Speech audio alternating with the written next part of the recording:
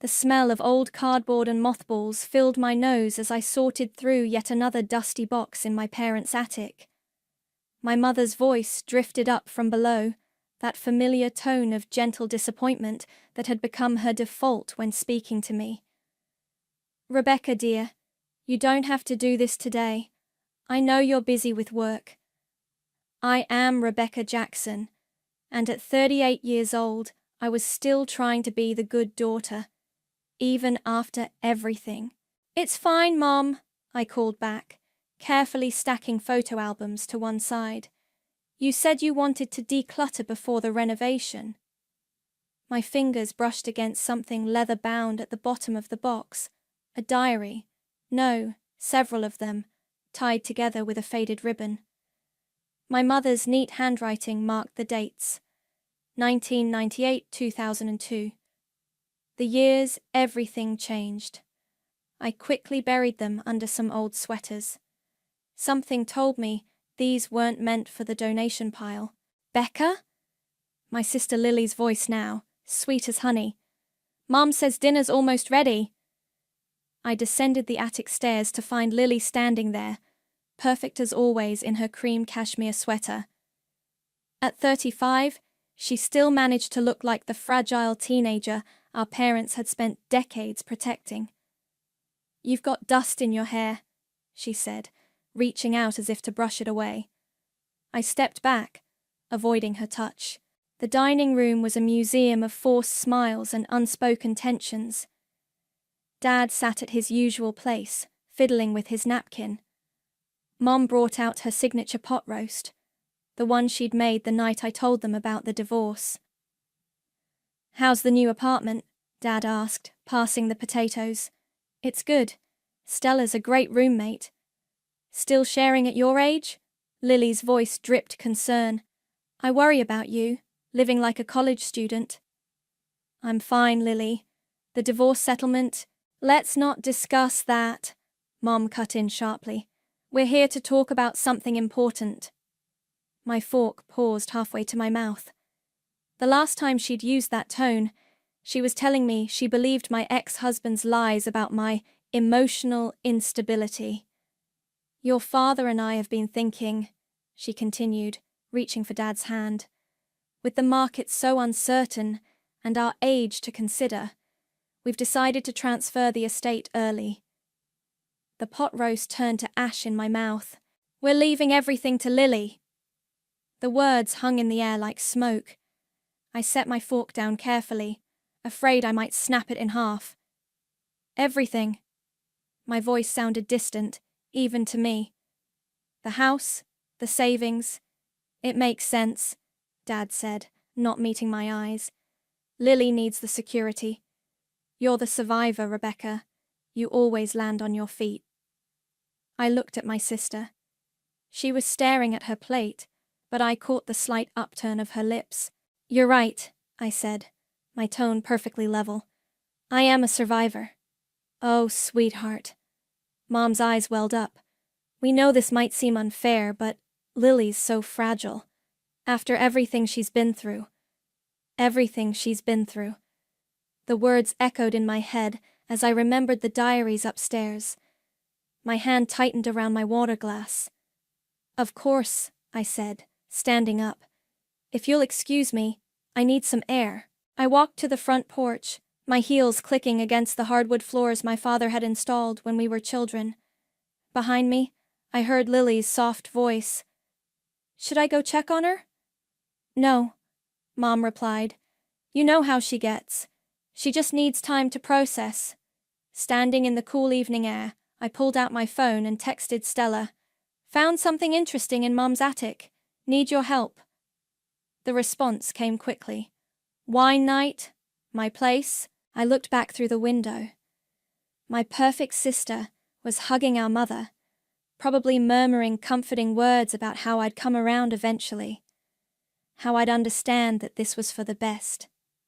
"Yes," I typed back. "And bring that bottle you've been saving. Tonight we're celebrating." "Celebrating what?" I watched my family through the glass, these people who had rewritten history to cast me as the villain and Lily as the victim. who had taken everything from me once and were trying to do it again. The beginning of the end, I replied, slipping the key to the attic into my pocket. Tomorrow, I'd return while they were at church. Tomorrow, I'd find out exactly what those diaries contained. My phone buzzed one last time. Now you're speaking my language. Time to burn it all down? I smiled, feeling lighter than I had in years. No, I wrote back. Time to tell the truth. Holy shit, Stella whispered, wine forgotten as she read over my shoulder. Holy shit. I sat cross-legged on her living room floor, surrounded by my mother's diaries. The pages smelled of dust and secrets, and my hands trembled as I turned each one. Keep reading, I said, pointing to the entry dated March 15th, 2000. Lily came home crying again today. Says that girl Harmony is still spreading rumors about what really happened on the stairs. I've called the school board 3 times now. Francis thinks we should get a lawyer involved. The Mackenzies are threatening to press charges. Stella took a long drink straight from the bottle. What happened on the stairs? I flipped back several pages to where it all began. My mother's normally precise handwriting was shaky here, the ink blotched with what looked like dried tears. February 2nd, got called to the school. Lily and that Mackenzie girl were fighting over Tommy Peterson. Harmony fell down the stairs, or was pushed, as she claims. Severe concussion, broken arm, fractured ribs. Lily swears it was an accident, that Harmony tripped. But the look in my daughter's eyes. Jesus, Stella breathed. It gets worse. I pulled out another diary. Listen to this. Used $50,000 from Frank's early retirement fund to settle with the Mackenzies. They're moving to Oregon next month. Harmony will finish school there. The principal agreed to keep it off Lily's record. He owes me for all those years on the PTA board. Stella grabbed her laptop. Let me search for Harmony Mackenzie. While she typed, I read more entries. Each one twisted the knife deeper. Had to increase Lily's therapy sessions. Rebecca keeps asking questions about why Harmony left so suddenly. Told her to mind her own business. That girl always was too nosy for her own good. Found her! Stella turned the screen toward me. She goes by Harmony Wells now. Lives in Portland. The photo showed a woman about my age, pretty, despite a slight scar near her hairline. She was smiling in front of a bookstore, but there was something guarded in her eyes. Look at this, Stella pointed to another entry. Your mom wrote about you here. April 12th. Rebecca won't stop defending that Mackenzie girl. Says Lily's been cruel to her for years. My eldest has always been jealous of her sister's popularity. Sometimes I worry about her attitude. So cold, so angry. Nothing like my sweet Lily. I slammed the diary shut, my vision blurring. Sweet Lily, who nearly killed a girl over a boy, then let our parents destroy themselves financially to cover it up. And they're giving her everything. Stella's voice was hard. After this? Hell no. My phone buzzed. A text from my mother. Sweetheart, please call. We need to discuss your behavior at dinner. I showed it to Stella, who snorted. My behavior. Right. Because walking away quietly is so much worse than attempted murder. They never saw it, I said quietly. They never saw any of it. The way she'd push me down, then cry to them about how I was bullying her. The times she'd break things and blame me. Even during my divorce. When she told your parents Sylvester confided in her about your episodes? Stella's face darkened. Episodes you never had? I stood up, pacing the room. She's built her whole life on lies, and they helped her do it. So what's the plan? Stella asked, already reaching for her notepad. My best friend, the journalist, always ready to investigate. First, I need to contact Harmony, I said, pulling up Facebook. See if she's willing to talk. And then? Then I talked to Sasha Ward. The family lawyer? Stella raised an eyebrow. Think she'll help? She has to. There's a legal obligation to disclose potential liabilities during estate transfers. I smiled grimly. And attempted murder with a documented cover-up? That's one hell of a liability. My phone buzzed again. Lily this time. Mom's really upset, Becca. You know how delicate she is. Why do you always have to make things difficult? Stella read the message and cursed. The nerve of that bite. It's fine, I cut her off, something cold and certain settling in my chest. Let her play the victim one last time. I opened my laptop and began composing an email to Harmony Wells, choosing my words carefully. Dear Harmony, you don't know me, but I'm Lily Jackson's sister. I recently discovered the truth about what happened in 2000. I know this may bring up painful memories, but I believe it's time for the truth to come out. Stella leaned over my shoulder. Think she'll respond? I hit send, then picked up the diary with the damning entries. She will, because people like Harmony and me, we never forget. We just wait for the right moment. To what? To show everyone who the fragile ones really are. The email notification chimed at 3 a.m., jolting me awake. One line from Harmony. Can we video chat? Now? My hands shook as I opened my laptop. When her face appeared on screen, I saw the scar more clearly, a thin white line disappearing into her hairline. Her eyes were sharp, alert despite the late hour.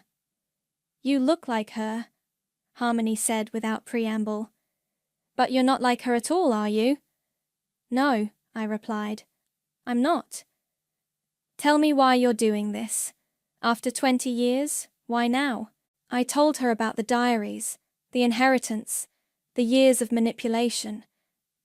As I spoke, memories flooded back, scenes I'd buried deep. I remember you, I said. You used to sit alone at lunch. Lily would point and whisper things to her friends. And you'd sometimes bring me an extra chocolate milk, Harmony finished. I always wondered why the bully's sister was nice to me. Because I knew what she was like. At home she'd break your things and cry until your parents blamed you. Harmony's smile was bitter.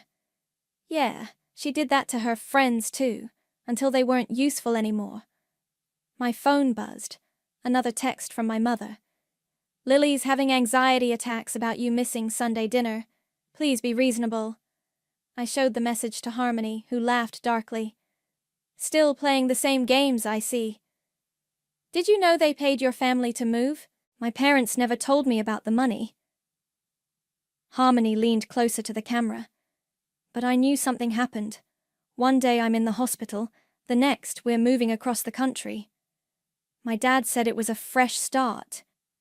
They used my father's retirement fund, $50,000 to make it go away. And now they're giving her everything? Harmony shook her head. That's not right. No, I said. It's not. She was quiet for a moment, then. What do you need from me? A statement. Medical records if you still have them. Anything that proves what really happened that day. Because she told everyone I tripped? She still tells that story. Says it shows how people unfairly blame her for accidents. Harmony's face hardened. I didn't trip. She waited until we were alone in the stairwell. I was walking away, and she grabbed my hair, pulled me backward. The last thing I heard before I fell was her laughing. My stomach churned. I'm so sorry. Don't be. You're not responsible for her actions. Harmony reached for something off-screen. I kept everything. The hospital records, the police report that mysteriously disappeared, even my therapy notes. I always knew someday someone would need to know the truth. Will you help me? On one condition. Her voice was steel. When you expose her, I want to be there. I want to see her face when she realizes her perfect life is falling apart. Deal. After we disconnected, I sat in the dark, remembering. The way Lily would cry to our parents about nightmares, claiming she was traumatized by that awful girl's lies. How they'd comfort her, while I watched from the doorway, knowing the truth but unable to prove it. My phone lit up with a text from Stella. "You up? Can't sleep. Thinking about your mom's diaries." "Come over," I replied. "Bring coffee. I just talked to Harmony." 20 minutes later, we sat on my balcony, watching the sun rise. "You know what this means, right?" Stella said, clutching her mug. "Once you do this, there's no going back. Your family. They stopped being my family the day they chose her lies over my truth." I showed her Harmony's follow-up email with scanned documents attached. "Look at the X-rays. The angle of the fall. She's lucky she survived." "Jesus." Stella scrolled through the images. "And your parents covered this up. They thought they were protecting her. Their fragile flower." I laughed bitterly. Even during my divorce, when she told them Sylvester confided in her about my violent outbursts that never happened, they believed her instantly. "Because it fit their narrative," Stella finished. "The strong daughter versus the weak one." "Exactly." I pulled up Sasha Ward's contact information. Time to show them how wrong they were. "What if they try to stop you?" I thought of all the times I'd swallowed my words, buried my pain, played the role they assigned me. The dutiful daughter, the stable one, the survivor. "They can't stop me anymore," I said, pressing the call button. "Because for once, I'm not fighting Lily's lies with my truth." "No? No!" I listened to the phone ring. "I'm fighting them with their own words. Every secret, every cover-up, every time they chose to protect her instead of face what she really is. It's all there in black and white." Sasha's voicemail picked up. I left a message. "This is Rebecca. I need to discuss some concerning information about the estate transfer. It's urgent.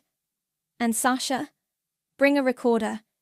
You're going to want proof of everything I'm about to tell you." Sasha's office smelled of leather and lemon polish. She sat across from me, reading glasses perched on her nose as she examined the documents I'd brought. Copies of the diaries, Harmony's medical records, bank statements showing the suspicious transfer. "This is..." She paused, removing her glasses. "This is extremely serious, Rebecca." "I know. Your parents could face legal consequences. The cover-up alone..." She shuffled through the papers. "And the estate transfer would be void, possibly criminal." "I'm not looking to press charges," I said. "I just want the truth exposed, in a controlled environment with witnesses." Sasha leaned back, studying me. "The final estate meeting, next week." "Yes. Your sister will be there. Your parents. The notary." She tapped her pen against the desk. "It could get ugly. It's been ugly for 20 years. At least this time it'll be honest." My phone buzzed, Lily calling again. I declined it, but the voicemail notification popped up immediately. "Play it," Sasha said. "On speaker." I pressed play. "Becca, please." Lily's voice trembled. "Mum's having panic attacks about you skipping Sunday dinner. Dad's talking about postponing the estate transfer until you're in a better place. Why are you doing this to us? To me? I'm your sister." Sasha's expression hardened as she listened. "Interesting timing. Have you told anyone about what you found?" "Just my friends Stella and Harmony." "Why?" "Because this," she gestured to the phone, "sounds like preemptive damage control. She's establishing a narrative of your instability. Again." A knock at the door interrupted us. Sasha's assistant entered with a folder. "The financial records you requested," she said. "From 2000 to 2002, Sasha opened the folder and spread out bank statements. "Look here, multiple withdrawals around the time of the incident, all just under $10,000. To avoid reporting requirements, I realized. "Exactly. And these transfers to an account in Oregon." She made some notes. "The pieces fit, Rebecca, but are you sure you want to do this? It will destroy your family. My phone buzzed again. A text from my mother. Your behavior is concerning us all. Perhaps you should skip the meeting next week. For everyone's sake. I showed it to Sasha, who nodded grimly. They're trying to exclude you. They've been trying to exclude me my whole life, I said. They just never had the courage to do it openly. Until now. Until now. Sasha gathered the documents into a neat pile. I'll make copies. Everything needs to be ready for the meeting. And Rebecca? She met my eyes. Once you start this, I can't stop it. As the family's lawyer, I'm legally obligated to report certain things. I understand. Walking home, I called Stella. It's done. Sasha has everything. How do you feel? I passed the park where Lily and I used to play as children, before she learned how to weaponize her tears, before our parents learned to fear her fragility. I searched for the word. Ready. Lily called me. Stella said quietly. I stopped walking. What? Wanted to check on you. Said you've been acting erratic. Asked if I'd noticed any concerning behavior. My laugh was hollow. Still playing the same game. She's scared, Beck. She knows something's coming. My phone chimed with another text. This time from my father. Please call your mother. She's worried sick about you. They all know something's coming, I replied. They just don't know what. Later that night, I sat at my kitchen table, surrounded by copies of everything. 20 years of lies, carefully documented. 20 years of my sister's calculated fragility and my parents' willing blindness. The final piece arrived in my email, a notarized statement from Harmony, detailing everything.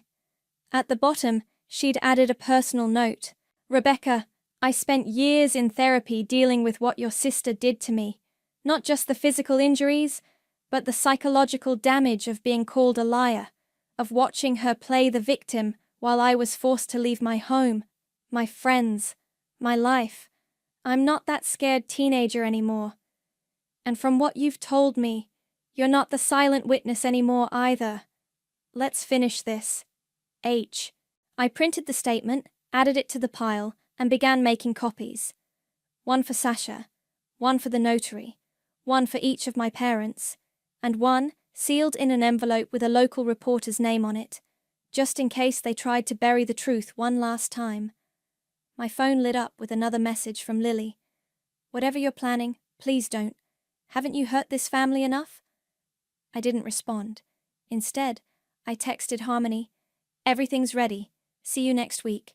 Her reply came instantly. Can't wait. Time to show them what real fragility looks like. The day before the estate meeting, I found Lily waiting on my doorstep.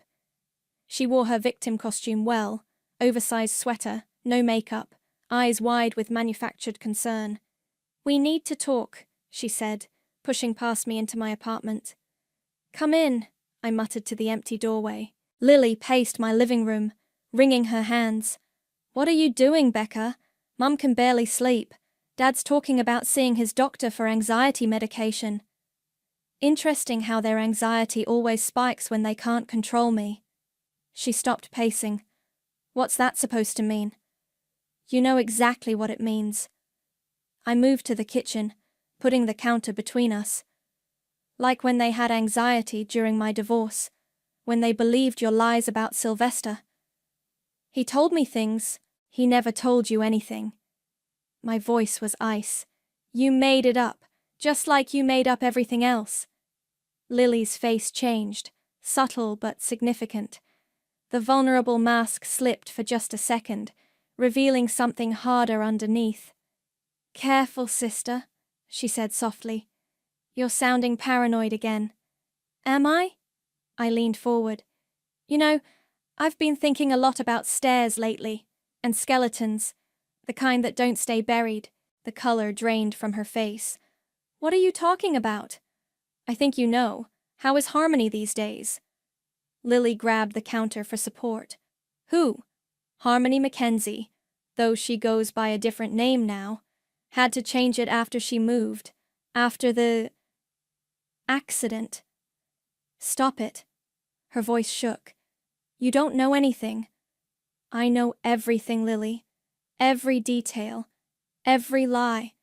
Every penny Mom and Dad paid to make it go away. She straightened up, eyes narrowing. They'll never believe you. You're just jealous. You always have been. Jealous? I laughed. Of what? Your carefully constructed helplessness? The way you've trapped our parents in your web of lies?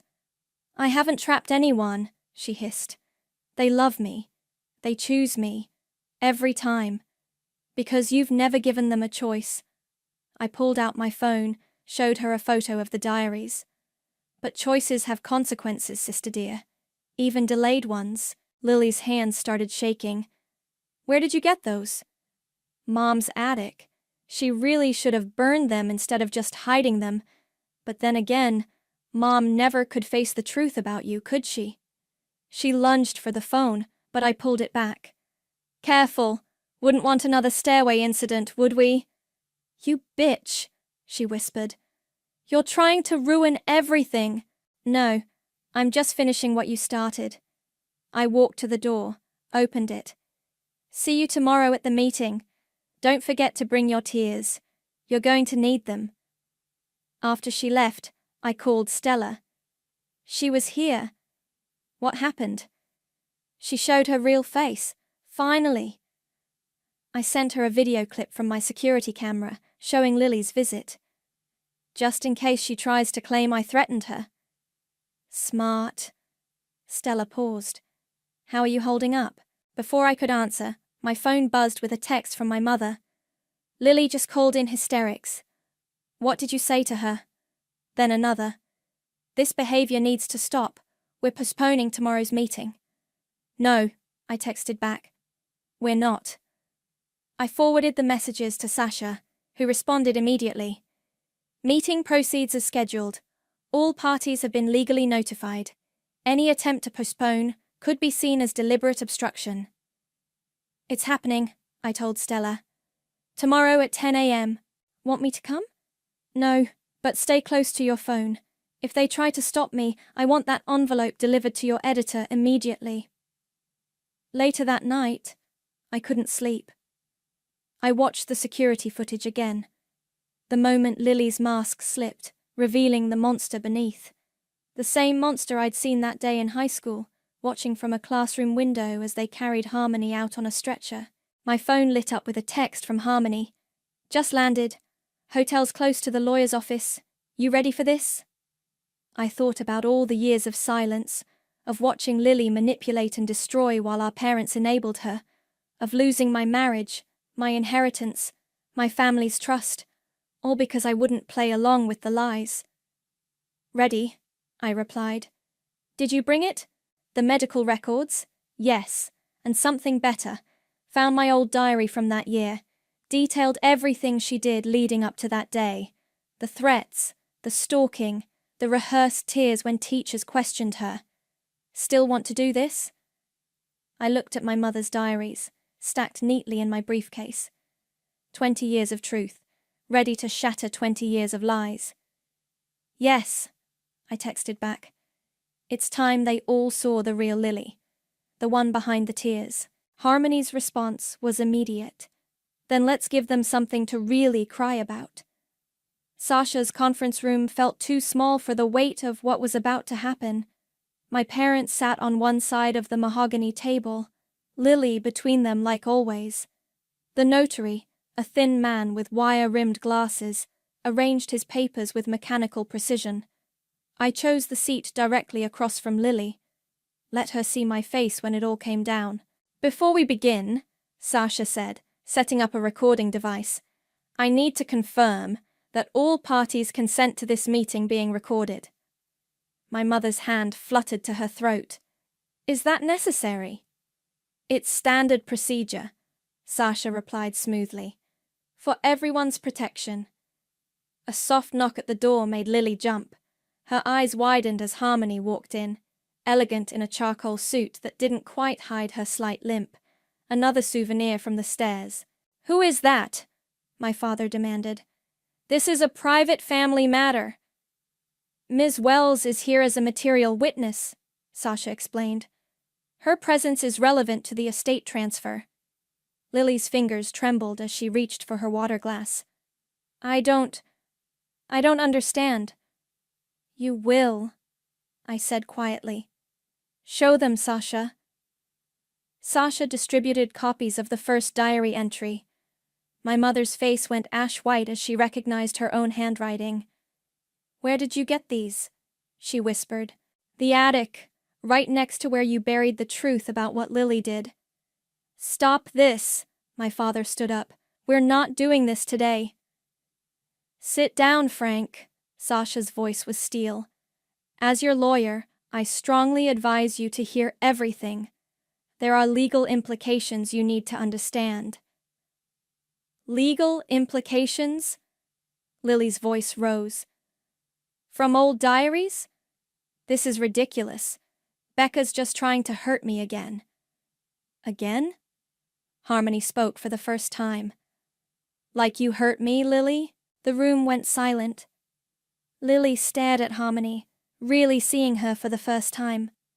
That's impossible, she breathed. You moved away. After your parents paid mine to keep quiet. Harmony placed her own medical records on the table. But money doesn't erase scars or memories. My mother started to cry. We did what we had to do, to protect our daughter. Which daughter? I asked. The one who pushed a girl down the stairs, or the one who watched you cover it up? It was an accident, Lily whispered, but her eyes darted to the door. No. Harmony's voice was steady. It wasn't. You grabbed my hair, you laughed, and then you spent 20 years playing the victim while I learned to walk again. The notary cleared his throat. Ms. Ward, given these allegations— They're not allegations, Sasha interrupted, laying out bank statements. They're documented facts, including financial fraud to cover up a violent assault. My father put his head in his hands. We were trying to protect our family. By destroying mine? Harmony asked. By forcing us to move across the country? By letting her, she pointed at Lily, continue hurting people. I never hurt anyone, Lily shrieked, mask finally shattering. You were in my way. You all were. Even you, Becca. Always watching, always judging, always so perfect. Perfect? I laughed. I lost my marriage because you told them I was unstable, lost their trust because you needed to be the victim, lost my inheritance because you're fragile. You don't deserve it. Lily stood up, face contorted. You were always the favorite, always so strong, so capable. Do you know what that's like? Living in your shadow? Lily, please. My mother reached for her, but Lily jerked away. Don't touch me. This is your fault too. You made me this way. Always worried about appearances, always making excuses for me, never letting me face consequences. That's enough. Sasha's voice cut through Lily's hysteria. The estate transfer is suspended pending investigation. And as your family's lawyer, I'm obligated to report potential criminal activity. Criminal? My mother gasped. Conspiracy, fraud, obstruction of justice, Sasha listed clinically. The statute of limitations on assault may have expired, but the financial crimes are still prosecutable. Lily collapsed back into her chair, tears flowing. But they weren't her usual calculated drops. These were ugly, raw, real. What do you want? My father asked me quietly. The truth, I replied. All of it. No more lies, no more cover-ups. And then? I looked at Harmony, who nodded slightly. Then we let justice take its course. The real kind, not your version. My mother reached for her purse, probably searching for her anxiety medication. We were trying to protect our family. No, I stood up, gathering my papers. You were protecting your illusions. And now they're broken, just like everything else Lily touched. As I walked out, I heard Lily's voice, small and real for the first time in years. What have I done? The answer hung in the air, written in 20 years of diaries, medical records, and broken lives. Everything. And now, finally, nothing would ever be the same. The aftermath unfolded like a slow-motion car crash. Stella's newspaper ran the story 3 days after the meeting. Local family's dark secret exposed. 20-year cover-up comes to light. I read it at my kitchen table, coffee growing cold beside me. My phone hadn't stopped buzzing since yesterday. "Did you see?" Harmony texted. "It's everywhere." She wasn't exaggerating. Local news picked it up first, then regional. People love stories about perfect families falling apart. My father called around noon. "Your mother's had a breakdown," he said, voice hollow. "She's at Riverside Hospital, psychiatric ward." "I'm sorry," I replied, and meant it. "Are you?" He sounded tired. "This is what you wanted, isn't it?" "No, Dad. I wanted the truth. You're the ones who made it ugly." He hung up without responding. Stella came over with wine and takeout. "You okay?" "Define okay." I showed her my phone. Dozens of missed calls from family friends, distant relatives, even my ex-husband. "Sylvester called?" She grabbed the phone. The nerve of that bastard. Probably wants to apologize now that everyone knows Lily lied about me. I took a long drink. Too late. My phone buzzed again. Sasha this time. "Your parents' lawyer called. They want to settle." "Of course they do." I texted back. "Not interested." "The police want to talk to you," Stella said, scrolling through her news feeds. "About the financial fraud angle." "I know. Meeting them tomorrow." I pushed away my untouched food. "Did you see the comments on your article?" "People are shocked, especially about the stairs." She paused. "Have you heard from Lily?" "No, but her husband called. She's gone to some wellness retreat in Arizona. For her anxiety." Still playing victim? Old habits die hard. A knock at my door made us both jump. It was my father, looking older than I'd ever seen him. "Can I come in?" I stepped aside, letting him enter. He stood awkwardly in my living room, staring at the floor. "Your mother," he started, then stopped. "She keeps asking for Lily. Says she needs to protect her." "From what?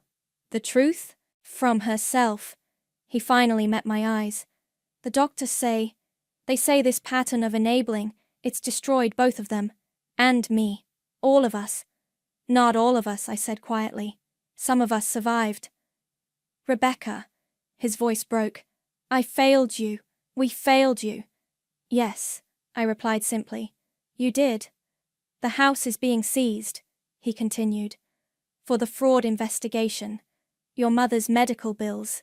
I don't know what to do." Stella quietly slipped out, giving us privacy. "You do what I did," I told him. "You start over. You build something real."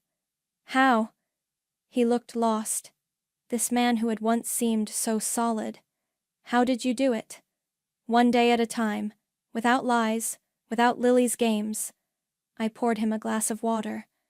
"But you have to want it, Dad. Really want it." My phone buzzed. A message from Harmony. "My lawyer says they're offering a settlement. Should we take it?" "No," I typed back. "Let them face everything." "Your sister's husband is filing for divorce," my father said suddenly. "Did you know?" I hadn't, but I wasn't surprised. The truth changes everything. "Was it worth it?" he asked. "Destroying our family?" "You destroyed it," I corrected him.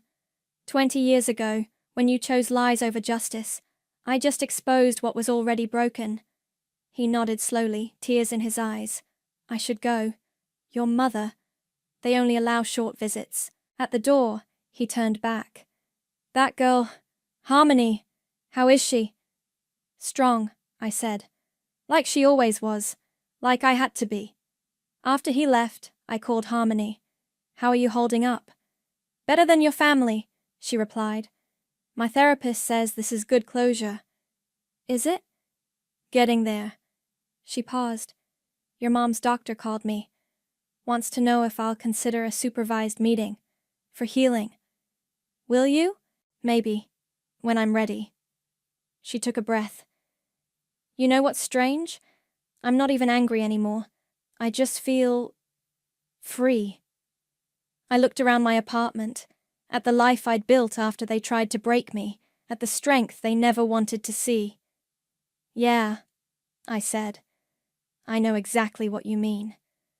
My phone lit up with another text, this time from Lily. "I'm sorry. For everything. I don't know how to be any other way." I showed it to Harmony, who was still on the line. "What are you going to say?" she asked. I stared at the message for a long moment, then typed, "I know. That's why I had to stop you. Goodbye, Lily." Then I blocked her number, poured another glass of wine, and finally felt the weight of 20 years lift from my shoulders. The autumn wind scattered leaves across the park bench where Harmony and I sat, watching children play on the swings. My mother's final diary lay between us, unopened. "Are you sure you want to read it?" Harmony asked. "No," I admitted, "but I need to." The last entry was dated just before I found them in the attic. My mother's handwriting was shaky. "I've created a monster. My Lily. My beautiful, broken girl. Every lie I told to protect her only made her worse. And Rebecca, my strong one. I sacrificed her strength to feed Lily's weakness. What kind of mother does that make me?" I closed the diary. She knew. All along, she knew. "Of course she did," Harmony said softly. "That's why she hid them instead of destroying them. She wanted someone to find them." My phone buzzed. A text from Stella. "Court date's set. You ready?" "As ready as I'll ever be," I replied. "The fraud charges," Harmony guessed. I nodded. "Dad took a plea deal. Mom's doctors say she's not competent to stand trial. And Lily—" "Still at the wellness center?" "No. She checked herself out. Her husband's lawyer says she's contesting the divorce. Claims she's the victim of his emotional abuse." Harmony's laugh was bitter. "Some things never change." "But we did," I said, watching a little girl help her younger sister on the slide. "We got stronger." "Your father called me yesterday," Harmony said suddenly. I turned to her, surprised. "What did he want?" "To apologize. He's been going to therapy. Wanted to know if I'd consider meeting him and your mom. Said she's doing better. Starting to understand what she did wrong." "Will you?" "Maybe." She touched the scar on her forehead. "Not for them. For me." A familiar figure approached across the park. Sasha, carrying a thick envelope. "It's done," she said, sitting beside us. "The estate's been liquidated to cover the legal settlements and your mother's care. There's something left, though." She handed me the envelope. "Your father insisted." Inside was a deed to a small property I'd never known about, a cabin by the lake where we'd vacationed as children, before everything went wrong. "He signed it over to you," Sasha explained. "Said it was always meant to be yours, the one place Lily never tainted." My hands trembled. "I don't want anything from them." "Take it," Harmony said quietly, "not as their daughter, but as the person who finally broke the cycle." My phone lit up. A message from my father. "The cabin's yours. No strings, no expectations, just truth." Speaking of truth, Sasha pulled out her tablet. "The newspaper's running a follow-up story. They want to interview both of you. About survival, not victimhood." "What do you think?" I asked Harmony. She watched the children playing, their laughter carrying on the wind. "I think it's time to tell our story. The real one." "No more hiding," I agreed. "No more lies," she added. Sasha smiled. I'll set it up.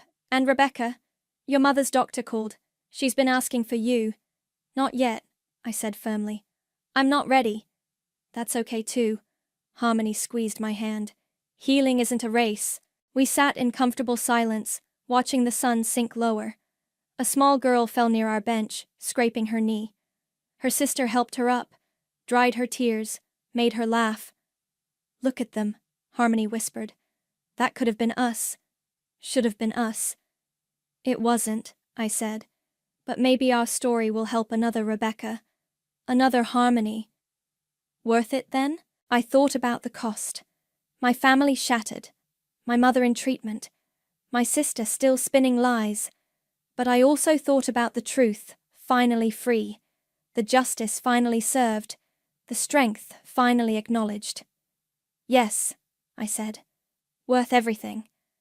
My phone buzzed one last time. An unknown number. A message from Lily, using a new phone.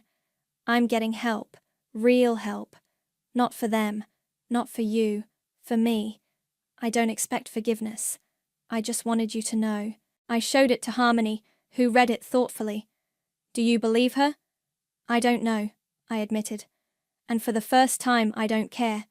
Her story isn't mine anymore. I picked up my mother's diary and the deed to the cabin. Want to help me burn these? No, Harmony said firmly. Keep them. As proof that you were always strong enough to face the truth. That we both were. The sun set behind the trees, casting long shadows across the park. In the growing darkness, two survivors sat together, holding on to truth instead of lies, choosing freedom over false family, and finally at peace with their own strength. They called me the survivor, I said softly. They were right, Harmony replied, just not in the way they meant, and in the quiet of that understanding, we both smiled, knowing that sometimes the happiest endings come not from forgiveness, but from finally, irrevocably letting go.